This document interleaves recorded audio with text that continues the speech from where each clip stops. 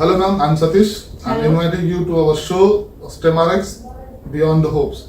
So today we are going to discuss the topic of cerebral palsy. To discuss that topic, the first question will be from me, what is cerebral palsy? Okay. Cerebral palsy, when we think about cerebral palsy, it's a condition happened due to the damage to the brain by any ways. There can be prenatal means during pregnancy in the womb of the mother. It can be postnatal, after delivery or during delivery or after few weeks of the delivery also. So during these phases, due to any condition, due to infection or injury or trauma or fever or infection to the baby, anything can be the cause to cause cerebral palsy to the baby. Okay. Then what will be the reasons for that? How it happens? Okay, so what happens due to any complication, like in a prenatal phase, we can take it as sometimes mother suffer with any specific infection, or she may have any habits of alcoholism or smoking. So in such cases, there are adverse effect to the baby in the womb, and it causes some damages to the brain, which leads after the delivery developmental defects. Okay. And sometimes during delivery also, it's, due to delayed labor, mother is in a labor pain for a longer time, and baby didn't get oxygen for a longer duration, or there was delayed cry after the delivery. So in such cases, the oxygen supply to the brain get affected for few duration soon after the birth, and that causes damage to specific areas of the brain. Okay. Or sometimes this can happen due to injury also. Improper handling of a kid can cause this. Or later on, after few weeks of birth, if a kid suffer with any infection like meningitis, encephalitis, that causes damage to the brain parts, which leads to damage to the specific cells, making a kid get affected physically and mentally in the developmental phase. Okay. So in this, if we see, kids have issues with the development in their physical level and mental level both. In physically, they have spasticity. Sometimes there can be dyskinetic movements, there can be ataxic movements, there can be tightness. This type of symptoms we see in a physical ways, and sometimes in a mental things we see that kids have irritability, behavioral issues, mental developmental issues, speech delays. Even in some rare cases we see that they have vision issues also.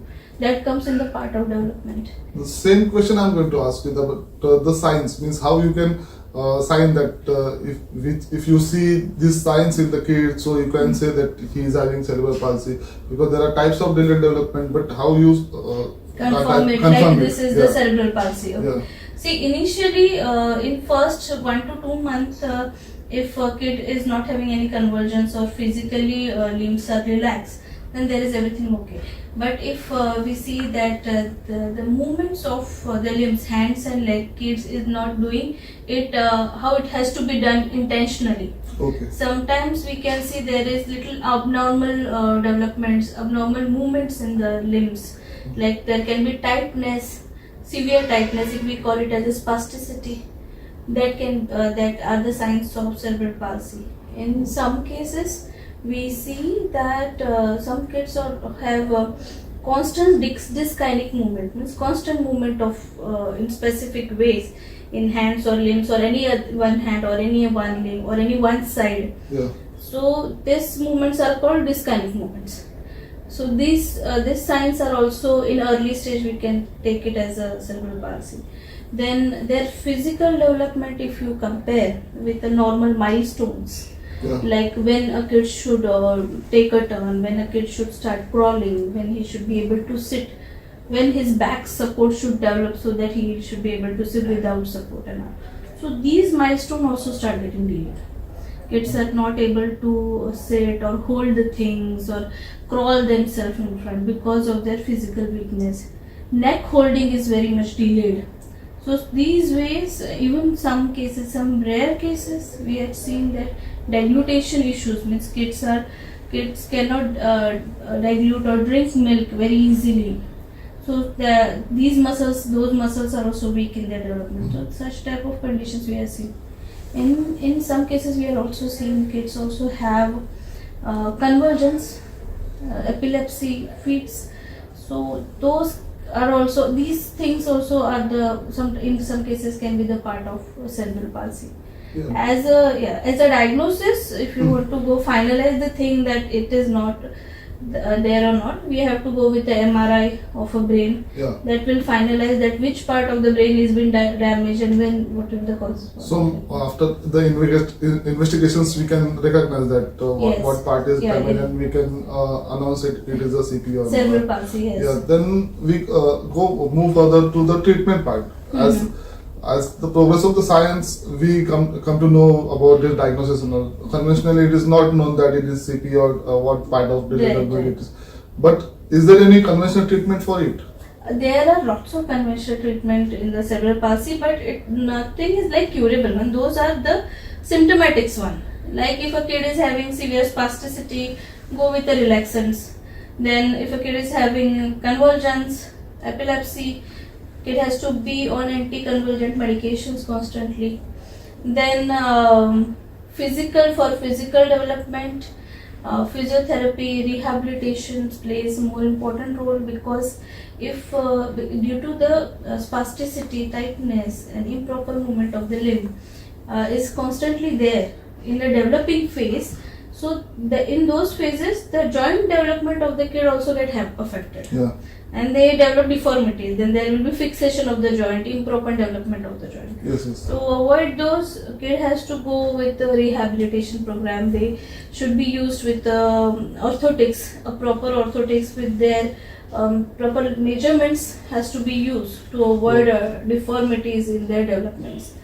With that, this comes for the physical therapies. Yeah. Then in CP, in some parts when there is brain affections, means behavioral issue, speech delays are there. In such cases, then patient has to go with the speech therapy, occupational therapy. So all these conventional treatment are necessary in cerebral palsy cases according to their condition, because lots of CP cases only have paraplegia, means any one side affected, or only quadriplegia, or only one side monoplegia can be there. Yeah. And their brain can be very fine. I have seen CP kids whose brain are very active. They are physically not able to do all the things, but mentally they are very sharp. They do educations and all. But some kids have mental issues. Yeah. In such cases, person has to go with the speech therapy and occupational therapy. So, as we are we are working with StemRx and we are talking about the StemRx. So StemRx is the institute. They are working from last 2 decades about the regenerative medicines. Yes. But now I want to ask you, what is the meaning of regenerative medicine? Okay. So when we think about regenerative medicine, it's a specific type of a study and a treatment plan in which the concept which is being used is to regenerate what is being damaged. In cerebral palsy cases, due to improper blood circulation to the brain, the areas of the brain are damaged, the functionality of those cells are being affected, the neuron development is affected. So to enhance those cells, to stimulate the brain, to start their development, to start their progressions. So for that, specifically concept is being taken out to regenerate those cells. This study is called as a regenerative medicine. Okay. So the treatment for cerebral palsy is possible with regenerative medicines? With the regenerative medicine, the developmental effects can be covered up. Whenever we go with the treatment of cellular therapy with cerebral palsy kids, the delayed development, the developing phase which has been very slow, deformed, this can be covered up with the help of regenerative medicine. Okay. So in short, can you explain how the treatment will work and how treatment works? See, in regenerative medicine, we can call it as a cellular therapy. In this, these cells specifically have a quality of developing in specific cells which is being damaged in that specific area. Yeah. So they can convert themselves in those specific cells, and they also have a capacity to stimulate neurons and oligodendrocytes. These are specific cells of the brain which are responsible for carry stimulus. Okay. So when we use cellular therapy for the patient during the treatment, it helps to improve the brain developments. With that, it also having de-scarring tendency. Okay. What we call it a de-scarring, because when there is any effect in the brain due to the hemorrhage, bleedings and all, so there forms a scar. Whenever there is an injury, it heals with the scarring, and these scar are blocks the nerve supply, means neuron supplies. Yeah. Okay, stimulus supply. So these cellular therapy have a capacity of de-scarring these scars. So these qualities of regenerative medicine helps us to improve their brain function, brain tendencies, neuron developments, and these later on shows effect on their physical developments also. Their spasticity comes down, their central nervous system gets stabilized, and when that gets stabilized, their ataxic movements, their improper dyskinetic movements started getting lower down.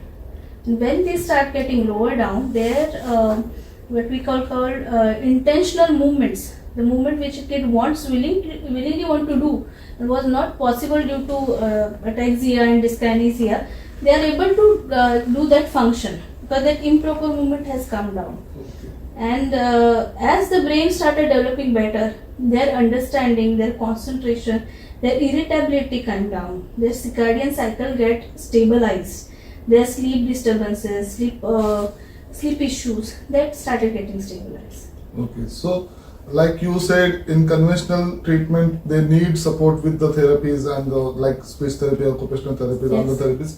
After treatment with regenerative medicine, the other supportive therapies are required or not? Yes, they are definitely important because regenerative medicine, we are working up to stimulate the cellular developments.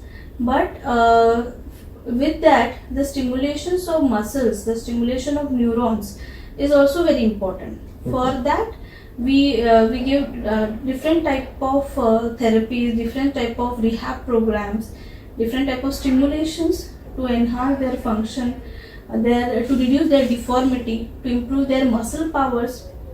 Even with the regenerative medicine, we have the protocol with StemRx that helps to improve the muscle tone of the kids also. Okay. Because in cerebral palsy, it's seen that their muscle development is also very thin. Emaciation, their atrophy of the muscle is seen. So these help to improve their muscle tone, muscle fibers, muscle capacity. So that their when their muscles power started getting better, neck holding gets better, their sitting capacity, lower back power start getting better. And then if a kid is able to stand, their standing capacity, walking capacity gets better as per their age, at what age we are treating the patient. So these differences we started seeing at the treatment. Okay, as you now said about you taken the name of StemRx, so can you brief in short about the StemRx? Yes, definitely. StemRx is working since nearly 2 decades in a regenerative medicine. It got many patents and lots of publications are there. StemRx has specific interest in neurodegenerative diseases, neurological conditions, in kids, delayed developments, behavioral issues in the kids. We are also specializedly working on orphan diseases like SWS syndromes. So these and showing good responses during the course of treatment and the researches. Yeah.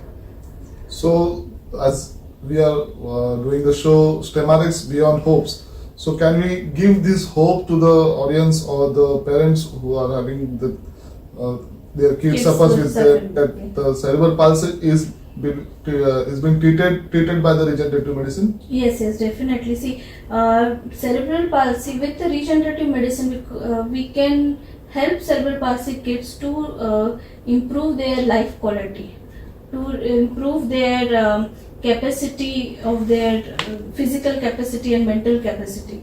Because if any kid or a person who is having cerebral palsy in a home, it's not only that person who is suffering, who his whole family is been affected with all the things, whose family has to be conscious with getting things better done with him. Okay. Yes, so it will regenerative medicine gives us good hope in such cases where they can make their kid have a better life in future.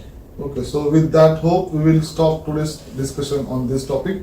We'll meet for the next session with the next topic. Definitely. Thank you, ma'am, for the Thank you, Satish. discussion. Thank you.